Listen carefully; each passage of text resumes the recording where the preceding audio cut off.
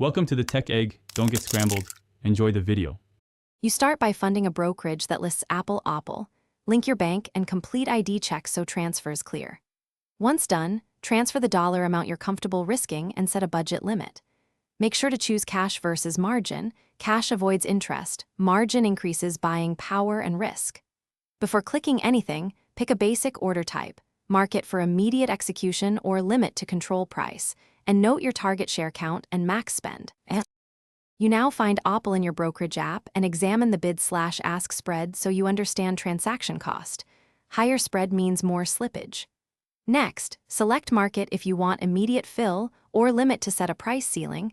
Use stop orders to manage downside. Once you enter shares or a dollar amount, double-check order type, time in force, and any commissions. Then submit the order. Watch confirmations. Because knowing how and why your order fills helps you refine future timing and sizing. You finish by confirming the fill details so you know exact cost basis and share count for tax records. Once filled, set a price alert or trailing stop and plan your hold period based on goals. Monitoring prevents surprises. If you receive a partial fill or rejection, check buying power, order limits, and whether Apple had a trading halt. Correct the error, adjust your limit, and resubmit. If issues persist, contact brokerage support with your order ID for quick resolution. Thanks for watching. Consider subscribing if I helped unscramble your problems.